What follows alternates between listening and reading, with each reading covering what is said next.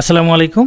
আপনারা অনেকে আমাদেরকে মেসেজ করেন যে আপনার সিবিআইডি বা পাসওয়ার্ডটা হারিয়ে গেছে, ব্যাংকে আবেদন করতে পারতেছেন না। অর্থাৎ আপনি এর আগেই একবার আবেদন করেছিলেন, তখন আপনার একটা সিবিআইডি বা পাসওয়ার্ড ছিল, যেটা হারিয়ে ফেলছেন। এই মুহূর্তে আপনি সেটা রিকভার করতে পারতেছেন না।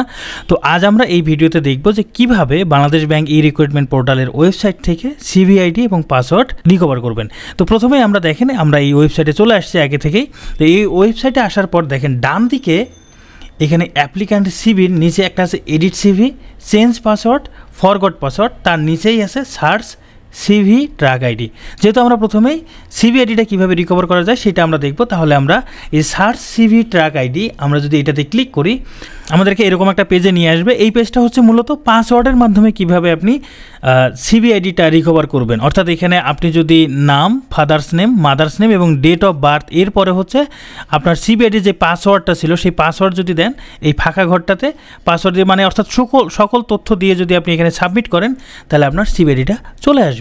কিন্তু কথা হচ্ছে আমার তো পাসওয়ার্ডও মনে নাই, তাহলে পাসওয়ার্ড মনে না থাকলে আমি তাহলে কীভাবে রিকভার করব?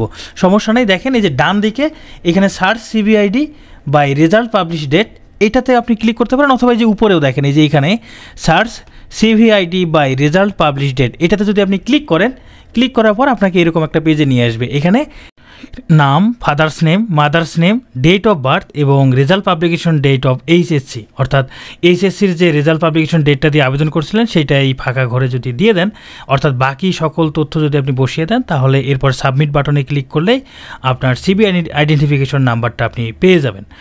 তো আমরা এখানে সকল তথ্য দিয়ে দিলাম। তো সকল তথ্য দেওয়ার পর দেখেন এই যে নিচে সাবমিট বাটন আছে, আমরা যদি এই সাবমিট বাটনে ক্লিক করি, এই সাবমিট বাটনে ক্লিক করার পরই দেখেন এখানে আমার সিবি আইডেন্টিফিকেশন নাম্বারটা দিয়ে দিয়েছে। তার মানে আমি আমার সিবি আইডেন্টিফিকেশন নাম্বারটা কি পেয়ে গেলাম। তাহলে এই যে সিবি আইডেন্টিফিকেশন নাম্বার পেলাম, এখন আমার কাজ কি? এখন কাজ হলো আমাকে পাসওয়ার্ড রিকভার করতে হবে, কারণ আমি পাসওয়ার্ডও জানি না। তাহলে এই সিবি আইডেন্টিফিকেশন নাম্বারটা খুব ভালোভাবে সংরক্ষণ করতে হবে, যাতে ভবিষ্যতে যে কোনো সময় আমি মনে করতে পারি বা ব্যবহার করতে পারি। তাই ভবিষ্যতে ব্যবহারের জন্য অবশ্যই সিবি আইডিটা খুব ভালোভাবে সংরক্ষণ করবেন। তো আমাদেরকে এখন পাসওয়ার্ড রিকভার করতে হবে। তো পাসওয়ার্ড রিকভার করার জন্য দেখেন যে ডান পাশে ফরগট পাসওয়ার্ড নামের একটা অপশন আছে। আমরা যদি এই ফরগট পাসওয়ার্ড এই লেখাটার উপর যদি আমরা ক্লিক করি, তাহলে আমাদেরকে এরকম একটা পেজে নিয়ে আসবে। তো এখানে আমাকে কি দিতে হবে?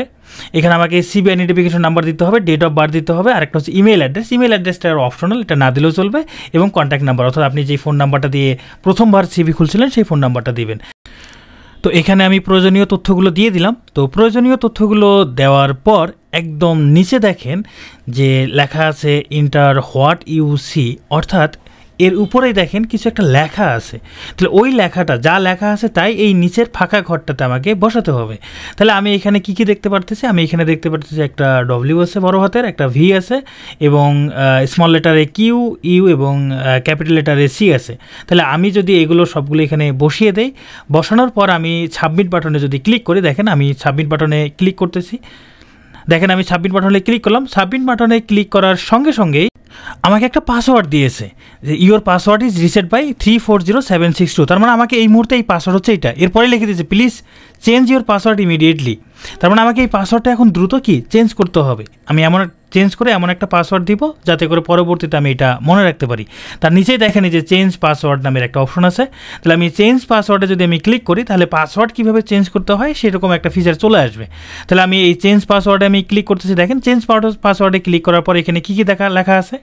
এখানে লেখা আছে সিবি আইডেন্টিফিকেশন নাম্বার, তার মানে আমার সিবি আইডি নাম্বারটা দিতে হবে। এরপরে হচ্ছে ওল্ড পাসওয়ার্ড।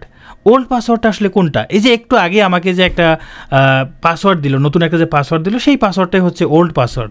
এরপরে নিউ পাসওয়ার্ড এবং রিটাইপ নিউ পাসওয়ার্ড, অর্থাৎ আমি নতুন যে পাসওয়ার্ডটা দিব সেই পাসওয়ার্ডটা আমাকে 2বার টাইপ করতে হবে। তবে আমি যেটা বলবো আপনাদেরকে, আপনারা পাসওয়ার্ডটা সবসময় যাতে মনে থাকে, মনে রাখার জন্য আপনারা আপনাদের ফোন নাম্বারটা ব্যবহার করতে পারেন। এতে করে পাসওয়ার্ড ভুলে যাওয়ার কোনো চান্স থাকে না। তাহলে আপনারা ফোন নাম্বারটা ব্যবহার করতে পারেন। আর সিবি আইডিটা আপনারা সংরক্ষণ করার জন্য আপনারা আপনাদের কন্ট্যাক্ট লিস্টে এটা সেভ করে রাখতে পারেন, অথবা অন্য কোনো ডায়েরিতে বা গুগল ড্রাইভে বা ওয়ান ড্রাইভে, যে কোনো জায়গায় আপনারা খুব সুন্দরভাবে সেভ করে রাখতে পারেন, যাতে ভবিষ্যতে এটা ব্যবহার করতে পারেন। তো আমি এখানে সিবি আইডেন্টিফিকেশন নাম্বার, তারপরে হচ্ছে ওল্ড পাসওয়ার্ড এবং নিউ পাসওয়ার্ড, নিউ যে পাসওয়ার্ডটা দিব সেই নিউ পাসওয়ার্ডটা এবং যে পাসওয়ার্ডটা নতুন দিলাম সেটাকে আরও একবার টাইপ করতে হবে, যাতে পাসওয়ার্ডটা যদি ভুল না হয়, বা এখন যদি আমি ভুলভাবে কিছু দিয়ে রাখি তাহলে পরবর্তীতে আবার আমার পাসওয়ার্ডটা রং দেখাবে। এই জন্য পাসওয়ার্ডটা আমাকে 2বার টাইপ করতে হবে। তো এই পাসওয়ার্ডটা যদি আমি 2বার টাইপ করার পর এই যে নিচে যে সাবমিট বাটনটা আছে, আমি যদি সাবমিট বাটনে ক্লিক করি, সাবমিট বাটনে ক্লিক করার সঙ্গে সঙ্গে দেখেন এরা কি দেখাচ্ছে যে your password has been changed, নিচে লেখা আছে ওকে। তার মানে আমার পাসওয়ার্ডটা চেঞ্জ হয়ে গেছে, অর্থাৎ আমি নতুন যে পাসওয়ার্ডটা দিয়েছি সেই পাসওয়ার্ডটা আমার হয়ে গেছে। তার মানে আমি এইভাবে কি সিবি আইডেন্টিফিকেশন নাম্বারটাও পেয়ে গেলাম এবং নতুন পাসওয়ার্ডও পেয়ে গেলাম। তাহলে এখন থেকে এই সিবিআইডি এবং পাসওয়ার্ড দিয়ে পরবর্তীতে সকল আবেদন, অ্যাডমিট কার্ড ডাউনলোড বা ট্র্যাকিং পেজ ডাউনলোড সব কিছু আমাকে করতে হবে। তাই আমরা চেষ্টা করবো সবসময় সিবি আইডেন্টিফিকেশন নাম্বার এবং পাসওয়ার্ডটা খুব সুন্দরভাবে সংরক্ষণ করার জন্য। ওকে, থ্যাংক ইউ।